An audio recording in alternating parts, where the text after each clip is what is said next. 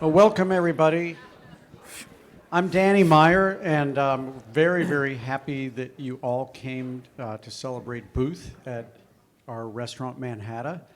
I'm probably the only person in this room who did not go to the University of Chicago. However, I do have a couple credentials that I'm very proud of. My late grandfather, Irving B. Harris from Chicago, was a trustee at the University of Chicago for many, many years. It was pretty much predestined that I was going to apply to the University of Chicago, which I never did, I'm embarrassed to say. But we have heard and loved the university in my family forever. And then more recently, we started, in addition to our restaurant business, Union Square Cafe, Gramercy Tavern, places like Shake Shack, that kind of thing. We started an investment fund called Enlightened Hospitality Investments, now in its second fund, and 60% of our team are University of Chicago graduates, and that's the only reason we're doing as well as we are right now. I know that. I would like to also mention that 3 of us went to Trinity College at various points in our career, me being one of them. So I want to just give a little fair play to Trinity College as well. But you came here not to hear from me, but Madhav and Erik, and I want to hand the mic to the real stars of the show. I just wanted to let you know how grateful we are at Manhattan that you all chose to have this event here tonight. So I won't give a formal introduction to Erik. I think many of you probably took Erik's class when you were at Booth. Erik is the Frank and Marianne Diassi Distinguished Service Professor of Economics. He did his PhD at Michigan, joined Booth in 1999, and has sort of been there ever since, which is something we'll ask him about too. Erik is in the macroeconomics group, but honestly is at the intersection of many groups at the University of Chicago. He's done amazing work in labor economics, in macro, a bunch of other fields like growth. And so I'm going to first tee it off with a simple question to Erik, which probably is on all of your minds, which is... Nervous. No. Which is just to talk a little bit about what's happening over the last couple of years, Erik, with like inflation and sort of where do you see that going? Okay. I could usually hit the back of the room without one of these things, so if I get too loud, let me know. So for some of you, I know we're in my class in the past, and I might have said this statement at some point, which is inflation in developed economies is a thing of the past. So I'm not completely wrong on that. Now, let me explain a little bit, but data tells me I'm not completely right either. And so here's what was, so when we think about inflation, think about any market out there, there's going to be demand and supply forces moving around. And so demand forces are going to be like me and you spending stuff, or the government spending stuff. Governments cut taxes, give us some rebates. We go out to the store. We want to buy more things. As we buy more things, if supply is constrained, prices go up, and that's what we know how to handle that. And so we know how to handle that for, I would say, about a half a century, which is basically central banks could come along, raise interest rates, reduce our demand either through the household sector, the firm sector, and keep prices stable. And so we know how to do that now in ways we didn't know in the past. And that's what I was part of it. Now, what happened in recent periods were 2 things that were a little bit harder for us to predict and deal with. One of which is the pandemic. And so when you start hearing about supply chain backup, what we have is not only demand moving around, but now supply, for whatever reason, in this case, because COVID interrupted our ability to produce in an easy way, means that supply can't keep up with demand. And so now supply is restricted at the same time demand might be going up or down. And when supply is restricted, that puts upward pressure on prices. We want more cereal. I was just thinking about cereal. I love cereal in the morning. So whatever we want, you guys pick whatever good you want. You want more of that, but usually, Kellogg's just makes some more cereal if they need it. But if the supply chain was getting, disrupted, particularly since we use a lot of different, the supply chain is more complex now than it was 30 years ago or 50 years ago. A part is produced here and shipped to another place that goes into another component, which goes to a third place, which goes into a component, and then fourth place, and then eventually 6 or 10 places down the line, we got an iPad. And so when any one of those parts gets disrupted, the supply chain gets... So we had a supply shock. That we kind of thought was temporary. Temporary, a little less temporary than I would have thought 2 years ago, given that China, until recently, was still shuttering many of its production facilities to keep COVID under check. So what I thought would have been very temporary tend to be medium temporary. I imagine in a year or two, the supply chain backups will work out. And then there was one other thing that we didn't predict, which was a war involved in an oil-producing country. And so at that moment now, in our response to that, basically meant that energy prices around the world dramatically spiked. And so both of those stories about where inflation is coming from are on the supply side of the market, not on the demand side. And central bankers, we control the demand side of the market, not the supply side. And so it's really hard to deal with unexpected supply shocks. And I think when you hear things like, okay, so that's part one. Let me just say one other thing. I know this is a lot longer, but I know it would be on people's mind. So on the second part that comes along with that is, once inflation expectations get ingrained into the economy, inflation is self-fulfilling. And so many of you, we've talked about this in my class from time to time, but how inflation is self-fulfilling. And so if I start expecting prices to be high tomorrow, then workers are going to want higher wages tomorrow, and then as workers want higher wages, that drives up the cost of production, and ergo we have inflation. And so what a lot of what you're seeing the central bank do now around the world is not undo the supply shock. We have to eat the supply shock some way. Oil prices are now higher, and that's just a welfare loss to all of us. Supply chains are temporarily disrupted. That will get worked out. We don't want to overreact to something that's temporary. And then, but what the central banks are doing is trying to keep inflation expectations anchored. And so what we're doing now with central bankers is raising interest rates to help anchor our inflation expectations so we don't have this being a problem, 6 months, 6 years down the line. And so we're starting to see the recent data. You're seeing inflation come back down. Now, a lot of that is year-over-year inflation rates. I don't know why this keeps coming in now. And so year-over-year inflation rates, are still, elevated relative to our target of 2, 3, 4%. Why? Because we had a shock that happened in April, in May, in June, and we're still working that away. So I am expecting that as we go forward, inflation will start to moderate towards levels we're much more comfortable with in somewhere in the 2 to 4%. But again, the goal of the central bank is not to undo the supply shock, because they can't get rid of a war in Ukraine. They just can't. The goal is to stop it from propagating going forward. And so that's a lot of what our actions are going. So I am still going to say that for the most part, we know how to deal with inflation expectations now. So I don't think unanchored inflation expectations is something us as central bankers know how to deal with. It doesn't mean that there won't be supply shocks. And what we are doing now is working our way through supply shock. And it's not because of stimulus money that was spent in 2020. It wasn't because of Build Back Better in 2022. It was all because of just unexpected supply shocks that we have to had a price increase, and now we're working our way through to make sure it doesn't get ingrained in expectations. That's a very long answer. If we do this, you got 2 more questions left, or we'll be out of time. I could only handle about 2 of those at that kind of length. I'll try to be quicker. If anyone wants to ask Erik a question about that, go for it. Yeah, go ahead. We'll have it a topic. My question is, if the Fed's trying to knock down inflation, Yeah. they're looking at GDP output and unemployment. 5 million people left the workforce. They're never going to get the unemployment rate to go up. How are they going to get off that dime? Okay.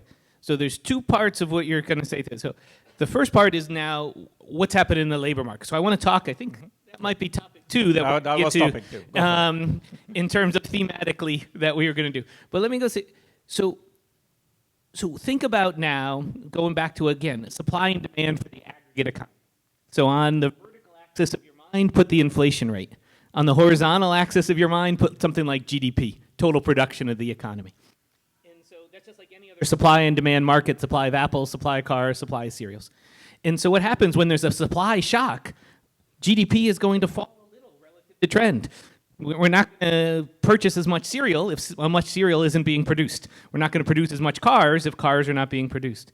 And so part of it is growth is slowing because of the supply shock. What the central bank is doing now is trying to keep, again, inflation expectations anchored. Let me try one more thing. Switch mics. Okay, you get the bad one. Is this a little better? Okay, let's see what happens now. If otherwise, we'll go to this up to my mouth. And so to answer your question, the Fed isn't trying to undo the supply shock. You know, we have oil prices are higher. We're going to use less oil. There's less inputs being produced in China, and that means there's going to be less output in the United States because we use those inputs as a component of production. So we're going to have lower supply. We're trying to keep the inflation expectations anchored, and that's, again, everything that's going on with the Fed right now, it's going to contract the economy because they only move the demand curve. They're raising interest rates, so you're not going to buy as much houses. You're not going to buy as much cars. That's going to keep inflation low, but it's also going to contract the economy a little bit more.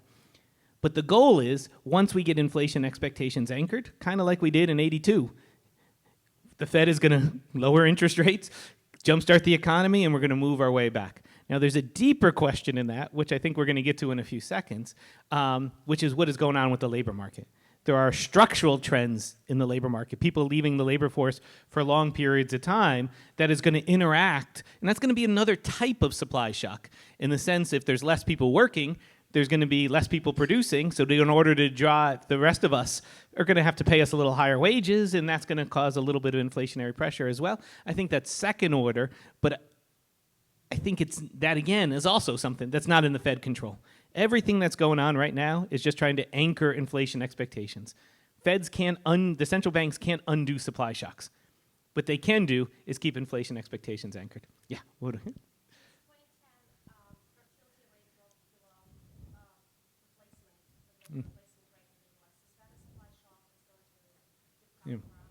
Okay, so let's talk a little bit. Yeah, go for it. Do you want to ask a leading question, or do you want me to ask you a No, question no, for you- you? Okay, so let me ask you the question Madhav's going to ask me, and then I'll give an answer that's kind of related to both of these, which is, so what is going on in the labor market right now? And so I'm going to come back. Don't let me forget about population shifts. And let me give one answer to that now, but we'll circle back to it, which is we are very good as an economy, all of us, of adjusting to things we could predict.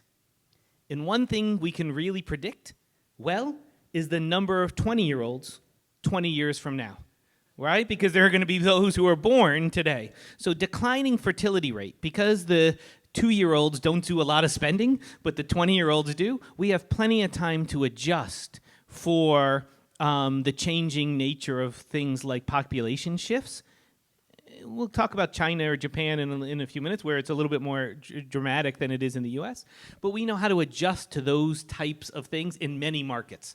Like, think about the housing market. Well, if no one wants to buy houses, then house prices are going to collapse. Well, if we could predict how many people are going to want to buy houses 20 years from now, we're just going to build a lot less houses. And so we will be able to adjust and moderate supply when demand is pretty low. So that part, I don't worry quite as much. We'll talk with China and Japan, maybe come around. But what I do worry about is more structural changes in the labor market. And so for those of you who've seen me talk pretty much now almost for 15 years, things I've been very concerned about is one particular aspect of inequality. So we talk a lot about inequality, about the 1% and how when I say many of our incomes are rising relative to the median. And we talk about that top of the distribution. What I am more interested in is about just by broad groups of things like measured years of schooling. And so one thing we've seen is that the employment rates I'm going to talk about men now. We'll talk about women in a second, but men, for women, there's been secular changes going on for pretty much a century in many different directions. But for the men, employment rates were pretty flat at something like about 90% of men between the ages of 25 and 54 worked in 1970, 1980, 1990, and 2000. So that's a pretty flat number. Now it goes up and down with business cycles and such, but steady state. Most men, about 82%, 83% of men, somewhere, or 92, 93% of men were working.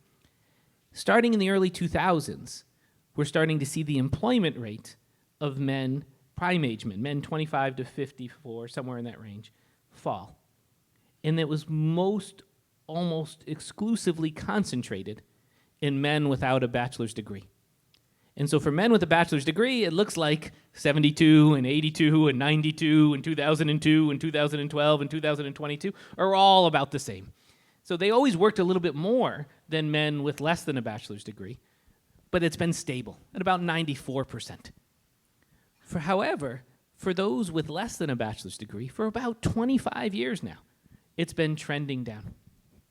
And so what forces have been explaining the decline in employment rates that have been going on systematically for almost a quarter of a century? We'll talk about quiet quitting. That's a recent phenomenon. We could talk about birth pattern. But this other systematic shift in employment patterns concentrated at the lower end of the schooling distribution is something pervasive that's been going on in the economy for a while. And so what is that about? And so the stories that we usually talk about, and this is something that I would say is the focus of much of my work in the last 15 years, is about the role of automation, in particular, on the labor market. And so in some of my work, and some of you might have seen some of these patterns in prior talks, they still hold true today, which is if we spatially segment the U.S. economy, Detroit versus Orlando versus Las Vegas, pick it into these little kind of city areas. You could see a lot of the employment declines are concentrated in places that used to be predominantly manufacturing based. And we also know that manufacturing is now producing the same amount of output, if not more, with far less workers than it used to. So this is a sector that is automated tremendously. And so those workers who used to work in those sectors, that used to be a good middle-class job, have now gone away. Not because of trade, not because of, outsourcing per se, but really because of automation. And so now we are producing the same type of stuff with just less workers and more machines. So it's robots, the same things you hear. And that happens to other sectors as well. You can think about driverless cars or, checkout counters. I mean, there's a whole bunch of things where automation is coming in. Now, give me one more second on this, and then I promise I'll come back to questions. But, the U.S. economy has dealt with robots for a long period of time. Back in the 1920s and 1930s, a robot came along. We called the robot a tractor at that point, but most of us worked in farming, and then an innovation occurred, an automation occurred, that basically made farm output produced with machines and less with workers, and those workers had to be reallocated. And so a lot of what I've been thinking about, and I think we all in policy sense should be thinking about, is what makes the transition from agriculture to manufacturing different from the transition from manufacturing to, other cognitive service type of occupations. And a lot of what I think about is what are the barriers to adjustment that workers face, and how could policy interact with those barriers of adjustment? And so at the time when agriculture was shrinking because of automation, manufacturing was growing. And my, dad's dad was a farmer. My dad was a manufacturer. The skill mix of farming and the skill mix of manufacturing are close in spirit to each other. Manufacturing and farming took place in different areas, so there was some adjustment. People had to move from the farms to more urban areas. So there was some adjustment that took place, but the step size between the skills needed in farming and the skill needs in manufacturing were small. Now manufacturing shrinking and cognitive services are growing. The step size between manufacturing skills and cognitive service skills are kind of different. My dad, if he was displaced for manufacturing, would not have easily been able to be absorbed by the IT sector or even the Walmart greeter sector. I mean, it's just different skill sets that are needed that my father had very good at fixing machines, less good at some of the other, social cognitive skills that the economy is needing. And so when we're thinking about shocks that hit the economy, what we really should be thinking about, what barriers to adjustment exist to reallocate workers from the shrinking sectors to the growing sectors. And that is a supply issue that I've been worried about a long time. And that's part of the reason that the employment rates, not only during the pandemic it's been shrinking, but that trend in pre-pandemic through the pandemic has been going on for, about 25 years. That the employment to population ratio has been shrinking for men, even though the unemployment rate isn't. And so what I've been moving towards, or another way to say, the unemployment rate is going down, but when you look at the unemployment rate, it looks like the labor market is relatively healthy. When you look at the employment to population ratio, you see there's a lot of people on the sidelines. And the reason is, in order to be classified as unemployed, you got to be looking for work. And there's a whole bunch of people who've no longer looked for work, but they are still sitting on the sidelines. And that is an issue that I think, interacts with some of these macro trends in the short run, but it's also a secular trend that we're thinking about in the long run. Okay, that was again, this is like so long, I apologize. Let me just take a bunch of questions. Now we got, You want to do the Japan-China population? I'm going to come back to that again, because I think I have some more change, but then we'll come back and talk Japan and China. Hold him to that. Yeah. Okay. But again, the short run of the U.S., I'm not too worried about, because it's slow moving and we know how to adjust that. But other countries, it's a little more dramatic, yeah.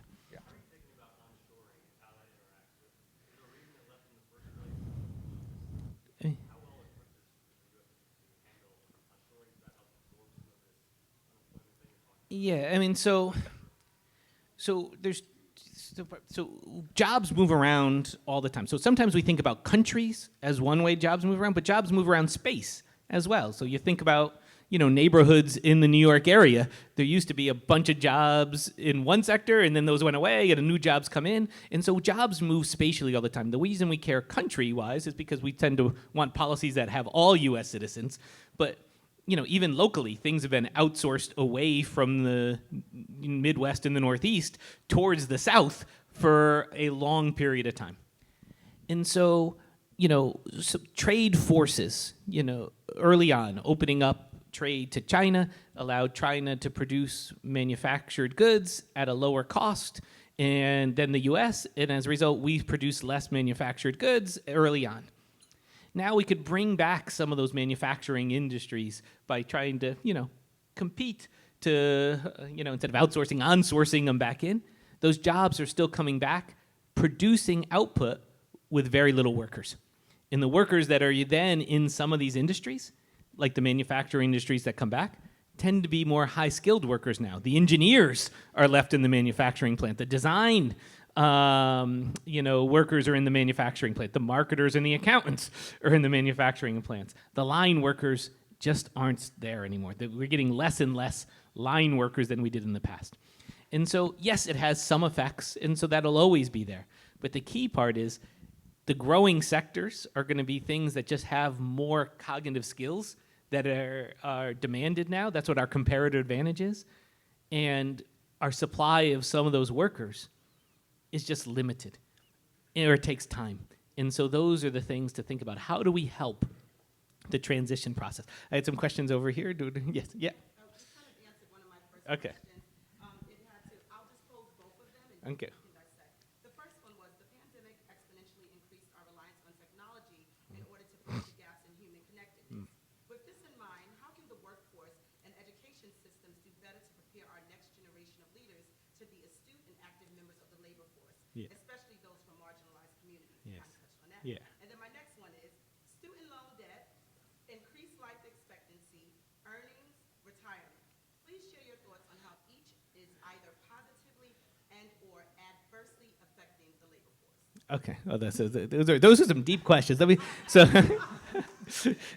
the first one. So we had innovation during the pandemic, right? I mean, there was, when we couldn't interact with each other, technology came along and shifted the way we do things, and some of those are going to be permanent.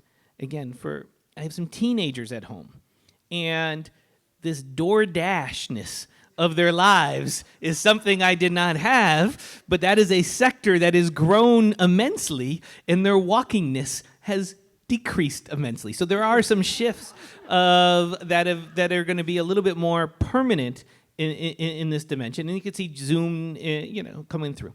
I still believe the fundamental shift is our demand for cognitive skills has been growing, and And, there's just an adjustment in terms of the skills that those displaced workers had and the skills the current market is providing. So we can talk about how we can provide those skills. That's a deep question.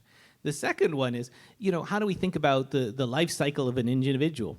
So at the end, when I teach, my class, for certain things like, government budgets, an aging population is difficult, right? So when you start thinking about why is Social Security underfunded, it's because we just live too long relative to actuarial tables. And so is that a bad thing or a good thing? So increased length of life, we tend to value that, and that length of life tends to come at better health than it was in the past. So I think that's a good thing. But there's more of us now that are going to be retired and less of us working.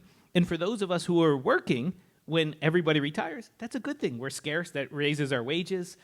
But we promise a lot of transfers, so that might increase our taxes. So that's kind of a nuanced thing. But I think on net, my utility is going to be a lot happier knowing I might live to 90 than if I was going to, when Social Security was first implemented, you retired at 65 and you died at 65.2.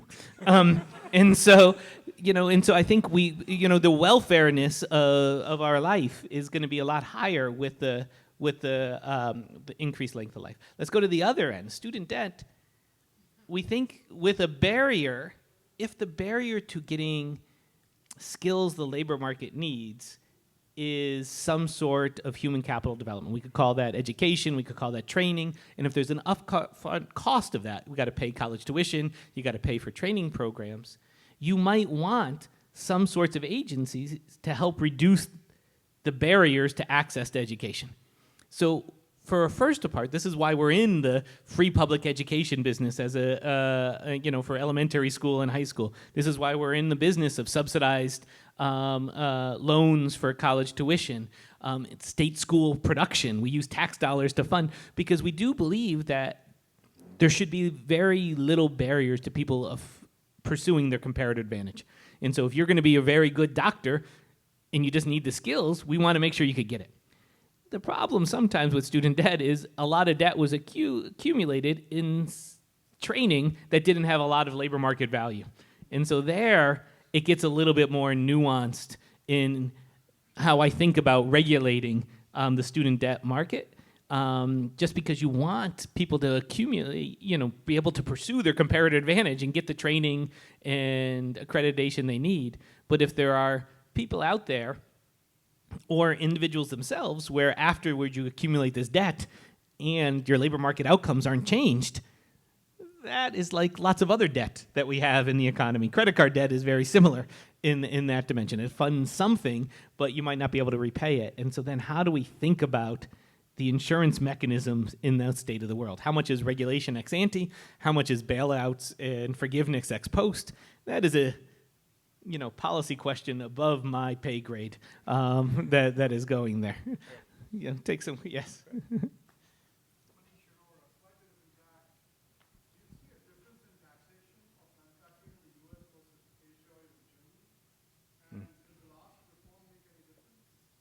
So which reform? There's been lots of forms. Go.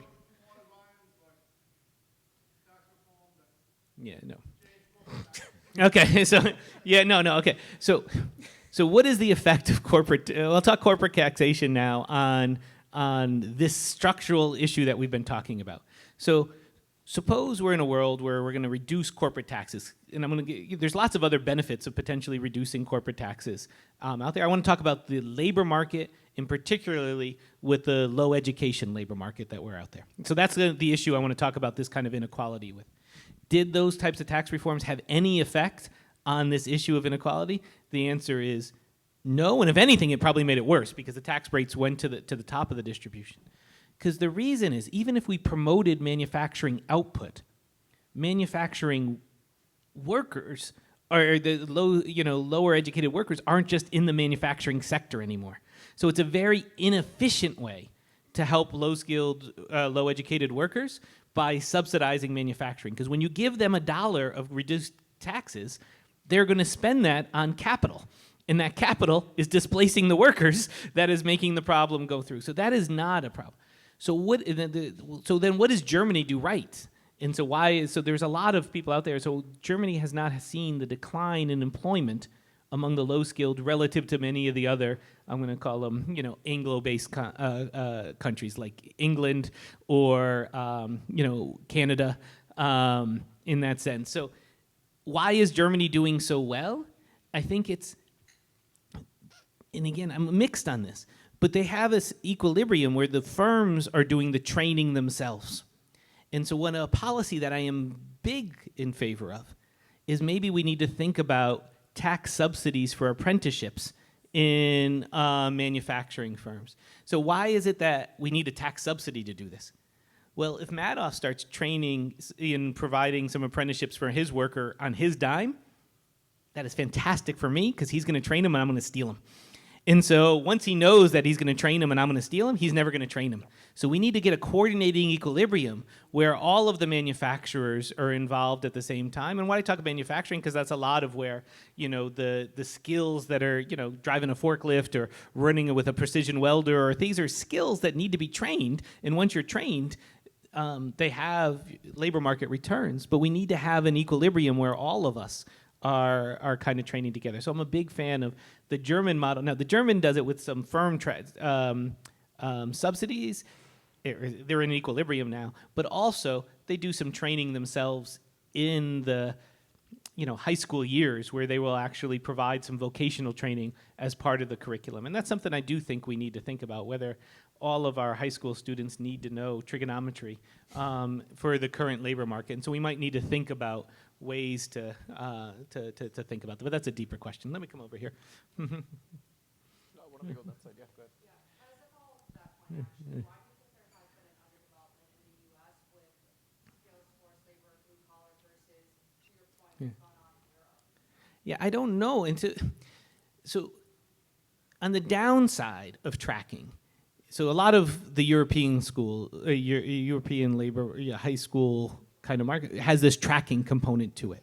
So somehow you take a test at the age of 10 or 11, and that test puts you in a track, and that track is where you go. And so the downside of that is sometimes people's comparative advantage and talents aren't revealed till later in their life. And so if you get somebody on a track, it might actually be detrimental to getting people out of poverty because for whatever reason, test taking is correlated with, socioeconomic background and parental inputs and things of that nature. So having the tracking downside, and I think there's been, the US, people have been anti-tracking for long periods of time. On the other side, though, I do like a little bit of flexibility where maybe you could offer, not mandate, but offer vocational training and maybe doing it on the weekends or after school as a way to do that. And I'm a big believer that maybe school districts, which are more localized, should be experimenting with some of these types of options. Right. Yep. Yeah. Go ahead.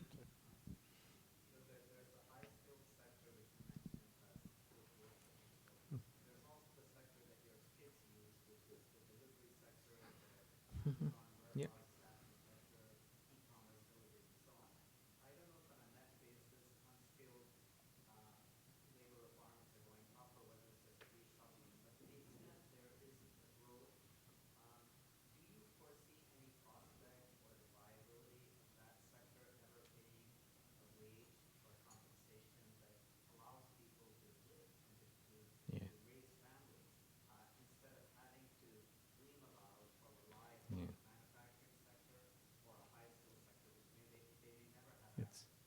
It is hard to do that. So we were talking, there's the first part, I was talking about quantities. Are people working? There's another part of that is the price at which they're working. And because we really care about is the income that is being generated, which means do you work and the wage that you're getting. These sectors that are expanding on some markets for those workers without a bachelor's degree are not well paid. And part of the reason they're not well paid is we are unwilling to pay for them. And so we like, cheap things as consumers. And if things get too expensive, we substitute away from that. And so when we're thinking about labor market policies, and this comes up quite a bit, we think about it with minimum wage or universal basic income. These are all policies that we want to provide people with a living wage. But the marginal product of a worker, what their worth in the company, and what the companies are willing to pay, and what we are willing to pay as customers is bounded by some point. And so if you start, I have some work now on the minimum wage, trying to think about how we think about long-run impacts of the minimum wage and what types of redistribution are going on. And so it might be the case that firms are artificially suppressing the wages of their workers, which would be a bad thing. And that's a lot of argument for the minimum wage, that firms have power over their workers, and because they have powers, there's a role for unions, there's a role for minimum wage to rebalance the relationship between workers and firms. On the other side is, if you go beyond whatever that power was and workers become more expensive, firms are going to switch away from those types of workers and customers are going to switch away from those types of products. And how do we balance when we want to think about helping workers in these sectors whose marginal product, if it's true productivity, is, I'm going to say, $8 an hour. That's what the skills they have at the prices the market is valuing them. And we force the firms to pay them $15. What are the firms and customers going to do? They're going to switch away potentially from those products. And so we have to think about how we balance that. And so that's why I'm a much bigger believer in things like an earned income tax credit, where the government pays the marginal cost and not the firms, because it reduces the incentive for the firms to substitute away from the workers. So you could subsidize workers, help give them, if you work in these sectors, you're working 40 hours, but if you're only making $8, we're going to give you a negative tax to pay you $10 or $12.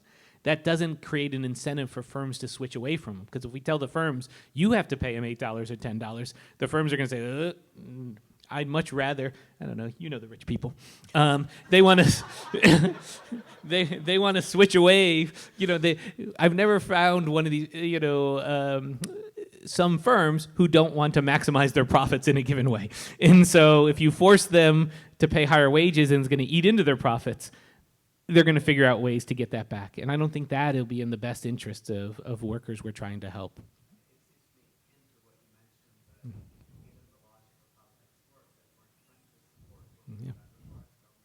Yeah, exactly. Yeah, so there are roles for the government to be helping potentially. Yes.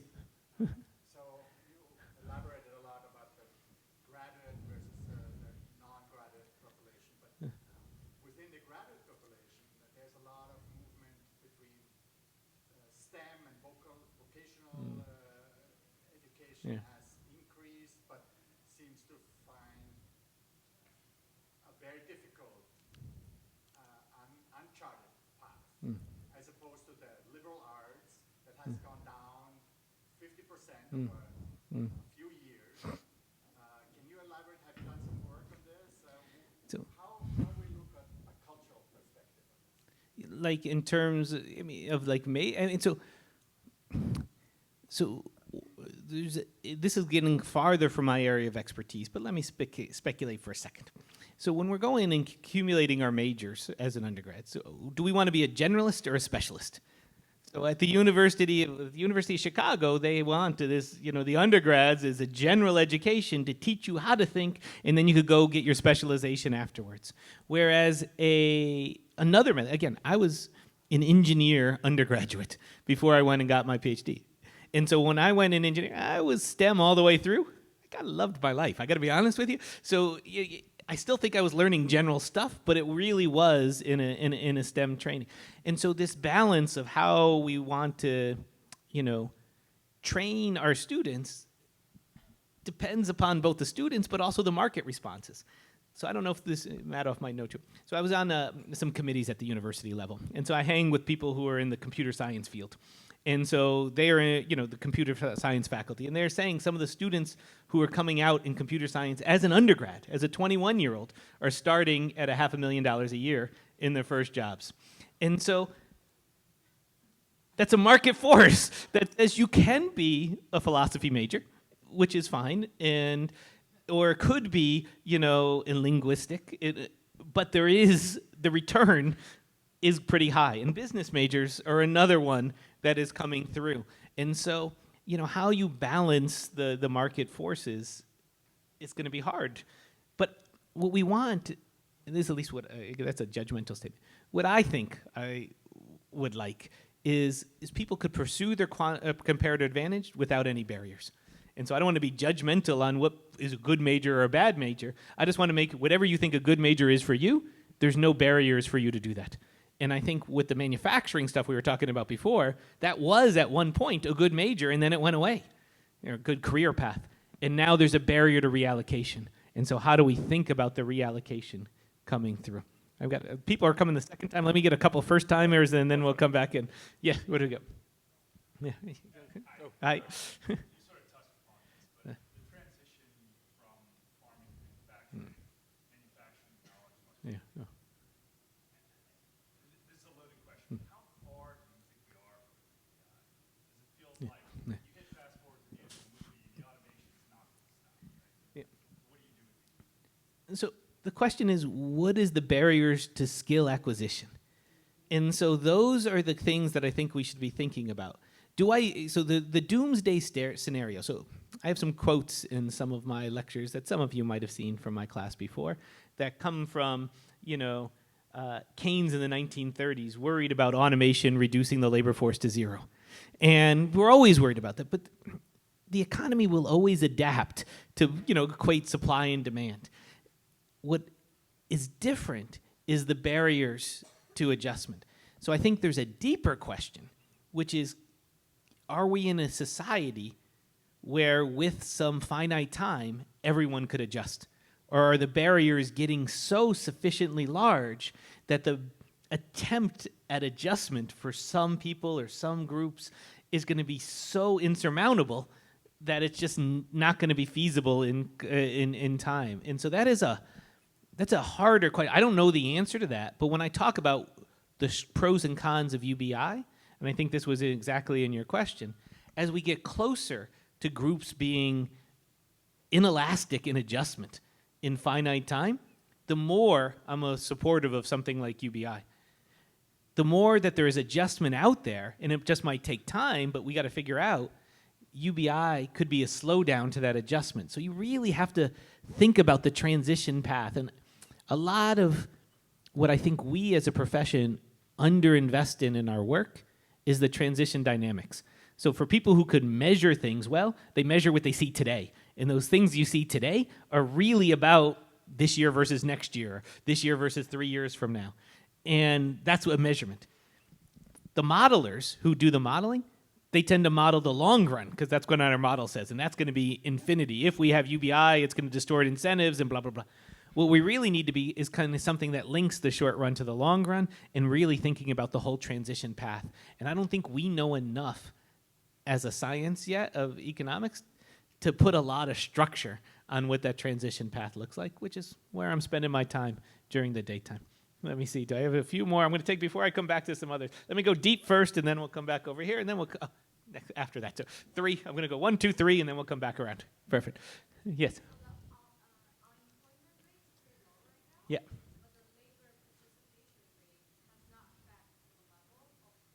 Yes. So what do you think are some structural factors or something that has changed that made this permanent loss of Yeah. So I always caution people when we do this, that trend has been there for 20 years. So if you compare 2000 to 2007, there was a big gap. You go pre-Great Recession to post-Great Recession, there was never a rebound to 2007, even all the way to 2019. From 2019, we are, still below where we were at today, where we were in 2019. That was your question. But that's still low relative to 2007, which is still low relative to 2000. So there is a trend going on. During the pandemic, that trend might have had a few more bells and whistles than it was before. So one thing that happens is when we give people some transfers during the pandemic, it allowed them to consume lots of things. One of those things is potentially leisure or being with their kids or working in different sectors. And so some of that, there was a mass exit during the pandemic that could be potentially related to some of the policy, not unemployment benefit extensions, but just giving people resources allowed them to buy leisure as one of the things that they were able to buy. And so some of that is working its way off. There are other psychological type of stories that, again, my behavioral science colleagues might be better at, where people might have wanted to rethink the work-life balance, which isn't really due to policy per se, And that could have lasting effects on people's labor supply. But the key thing is the trend is there well before the pandemic. So I don't know how much of the 2019 to 2022 shift in participation is just a continuation of a long trend or something that was specific to the pandemic. If it was pandemic specific, I imagine it would be short-lived. As things, a budget constraint will eventually kick in. If people need to work to buy their leisure, they'll have to come back. And so that's kind of that part. Let me take this one over here, and then we'll come back one way. We can't tell. Yeah, with the labor force, I mean, the people exiting the labor force tends to be people at lower levels of accumulated schooling. So you don't see the same trends for those with a bachelor's degree as you do with those with less than a bachelor's degree. And so that revaluation of leisure could be in the background, but I still do think it's a longer trend. I'll come back with yours one more time. I'm going to work there, and then work one more over here, and then we'll come circle back through. Yeah. Hey. Do you think it's time now to break down the cognitive skill discussion into different types of cognitive skills? Yeah, I mean, I try not to use the word overly too much. I did say it a couple of times because the way what I think about is what types of skills is the labor market valuing now, and there are lots of different types of skills. Usually there is some sort of human capital or training barrier of entry to those things. That's what I really kind of meant with this, where you're paying a fixed cost for entry to accumulate some of those. And I do think, there's a whole bunch of heterogeneity in there that might be interesting to explore. I think the gap that I'm really concerned about is between these two groups, but there's a lot of heterogeneity within those, and I agree with that. So ahead, we do Let's do the very, very corner there. very corner, and then we'll come back. Perfect. How am I doing on time? Are we doing okay? Am I supposed to? I'm supposed to do that. Don't worry about it. Okay, perfect. I'll be here all night. What do you got for me? Okay. Yeah.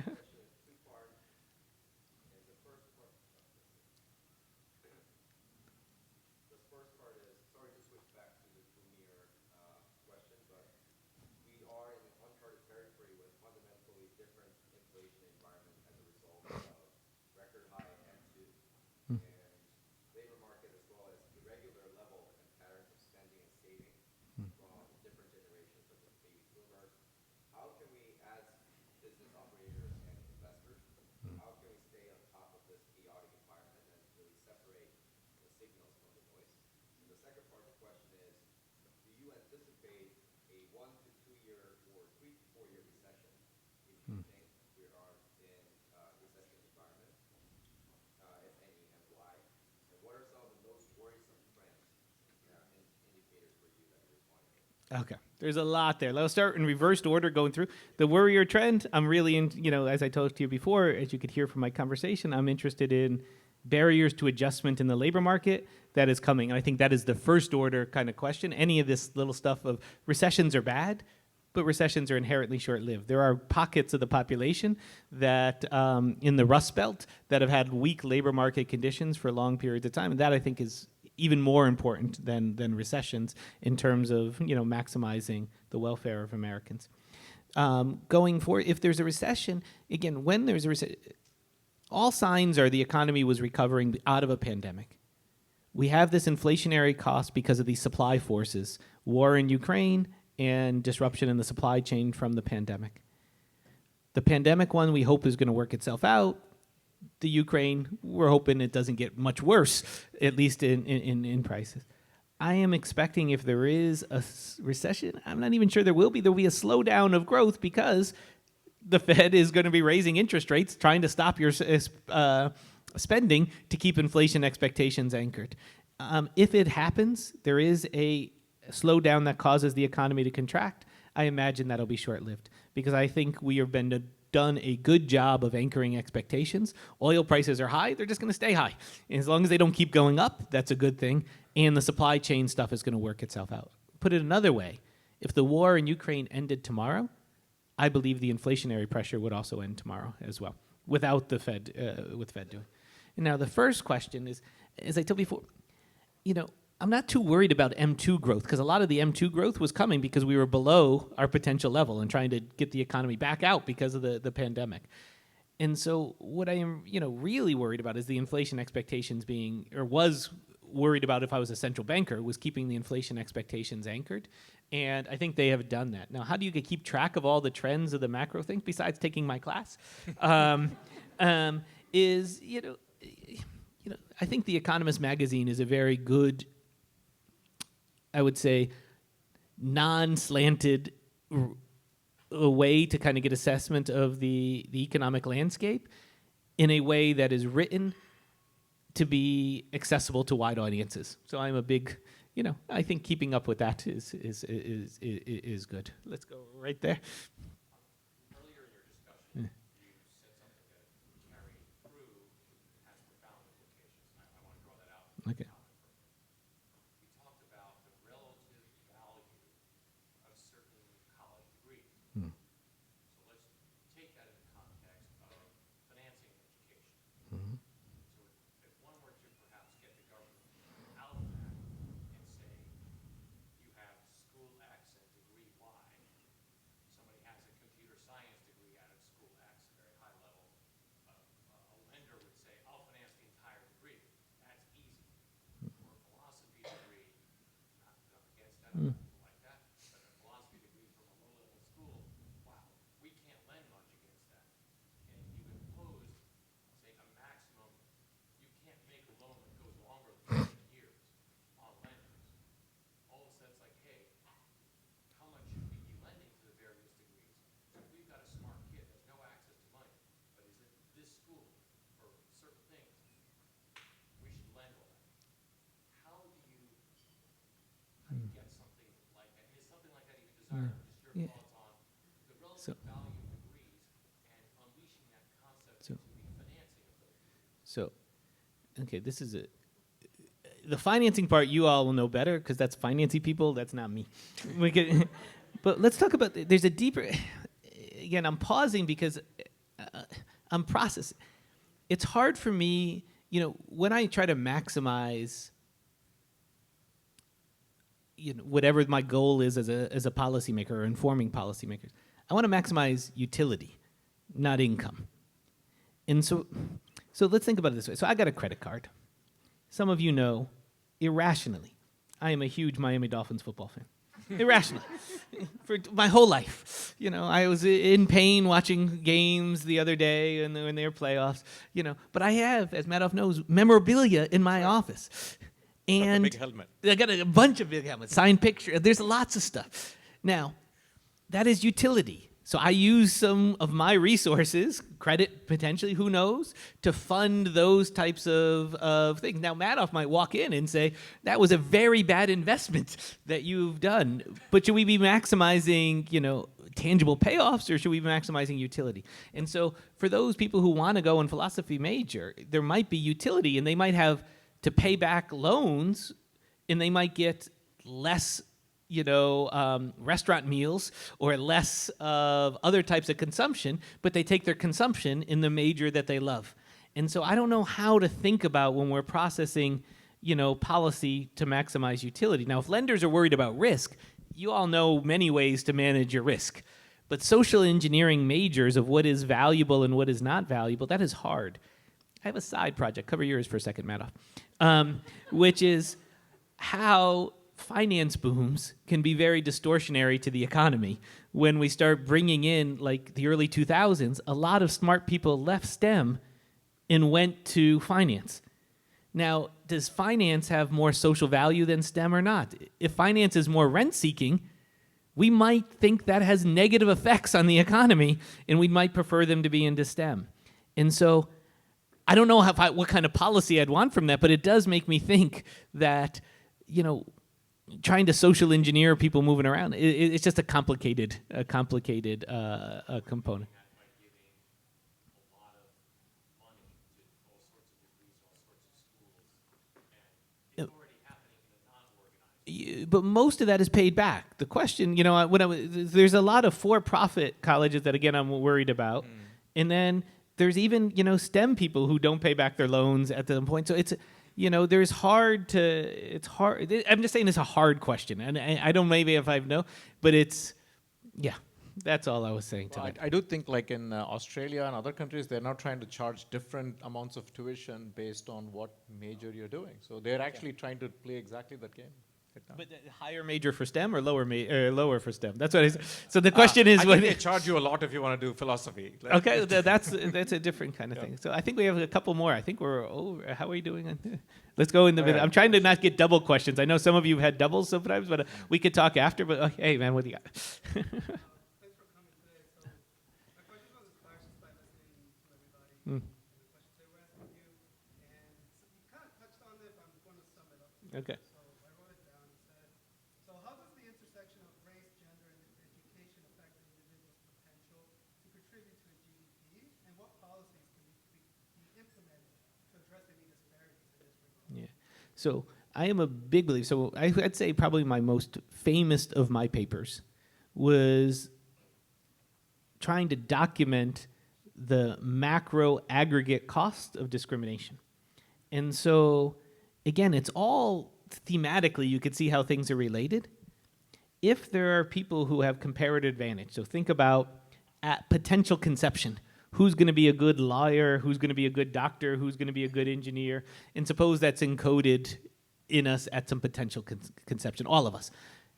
And that is, gender, race blind. Then we should see equal sorting of people into occupations, all else equal. The data doesn't look anything like that, both by gender and across race. And so what is the cost to society of having this misallocation, if you will, of people not being able to pursue their comparative advantage along lines, in this case, that are salient, like gender or race? And so the answer is it's quite large. And so what I've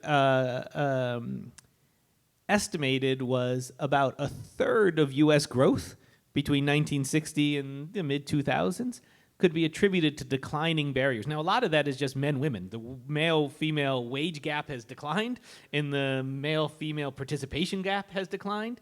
And so just mathematically, if you just add up all the gains to society, about, I would say a quarter of those is just due to the gender gap narrowing. Now, why did I get an estimate like a third? Because there's a whole bunch of general equilibrium effects that when, there was very few women doctors in 1960, the male doctors who were there were just less good on average, and that had a cost to all of us as a result of that. And so that adds, that makes the lower bound that you would just get from the race gap or the gender gap as a lower bound to the cost to society.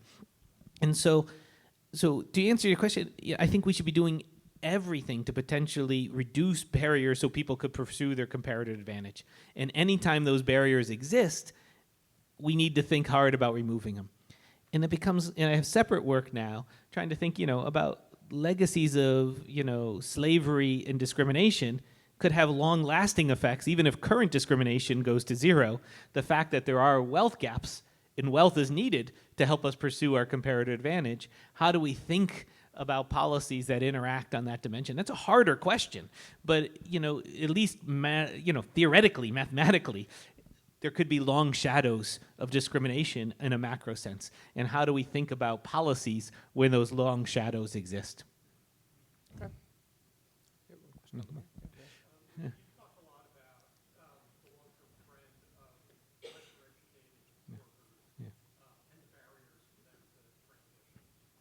How do you, looking forward, how do you think about issues like technology, AI, et cetera, on what will happen to the more educated workforce and what policies or things should we be thinking about? So again, theoretically, just think about two things. There's whether technology is a complement or substitute for somebody's skills is the first thing we need to think about.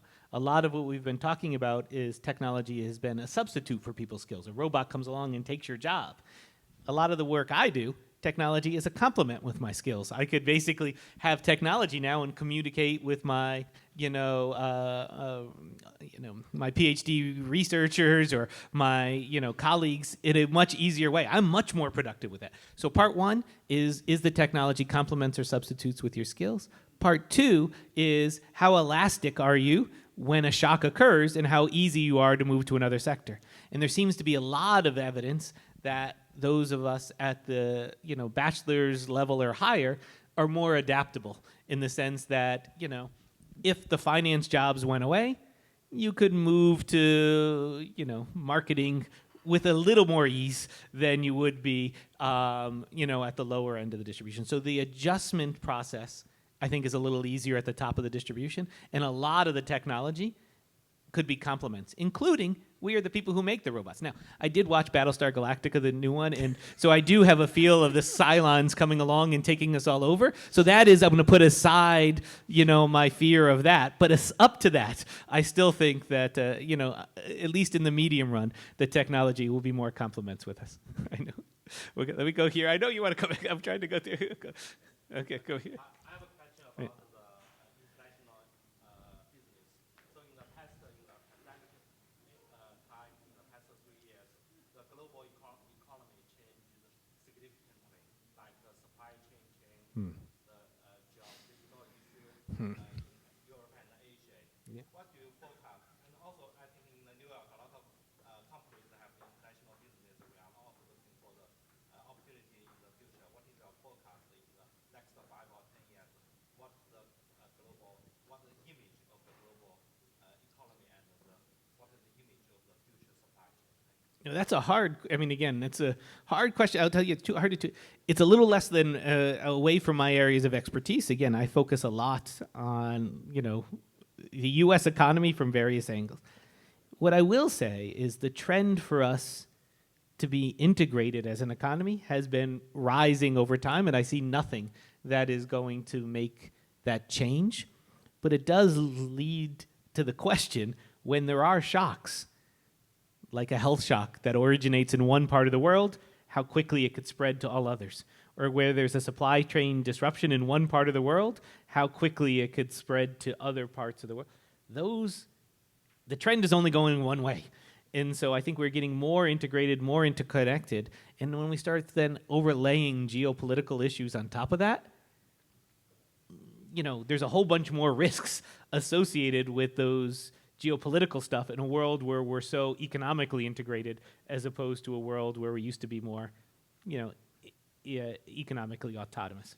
I think, how much do we have time for? Okay, so we're 17 minutes past time, but so if it's okay, maybe we take another 3 to 5 minutes and then open it up, go back to the reception. Okay. Is that okay? So we'll go right here, and then we'll go there next, and then way in the back one more time, and then I'll take the other ones. Yeah, no, do.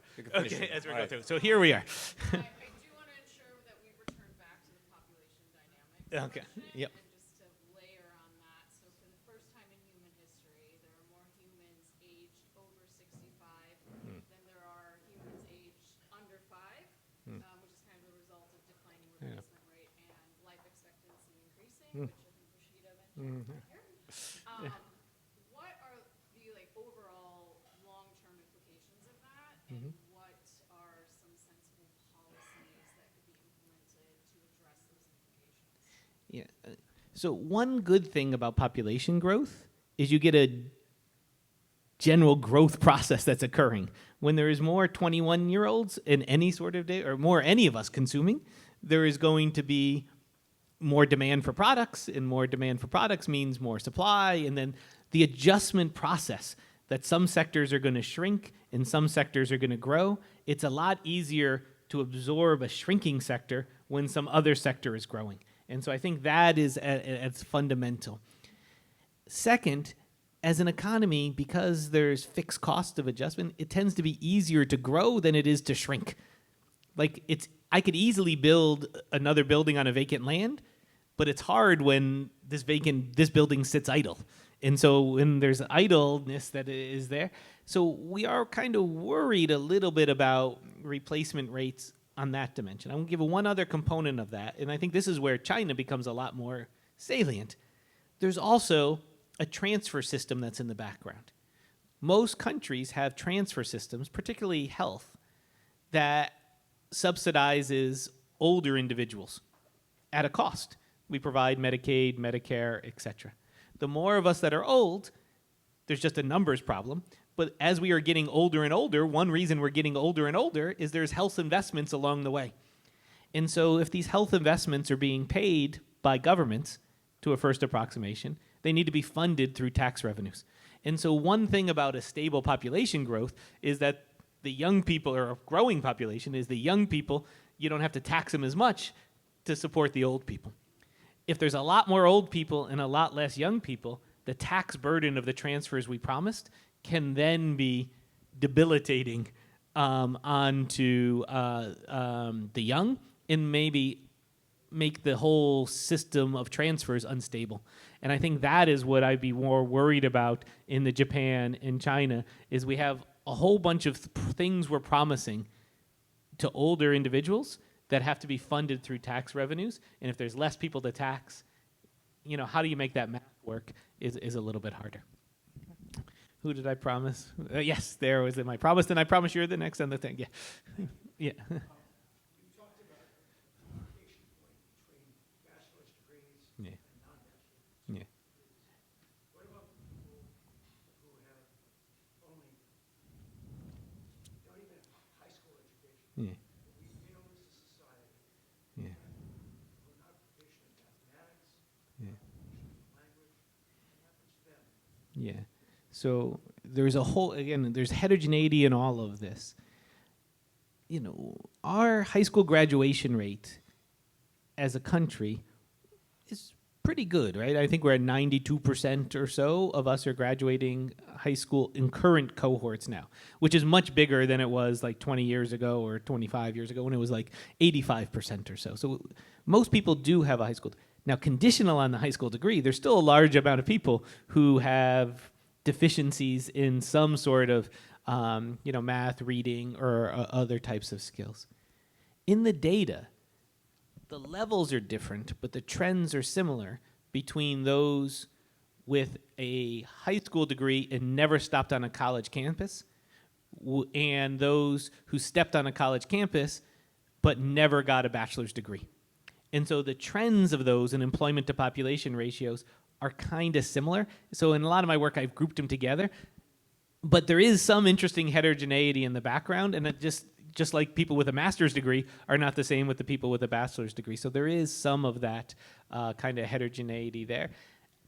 All of it I've worked on, I've kind of oversimplified with these two groups because they kind of trend together with some of the heterogeneity. But I do believe, you know, the more we can do to provide opportunities to all of our population, I think the more successful we'll be in the long run. Let me take our last one in the back, and then we'll take. I'm going to ask a question to you. Oh, Okay, you're go going to ahead, ask go my. ahead. Oh my goodness, I've been. Go ahead. You mentioned some deep views on manufacturing front.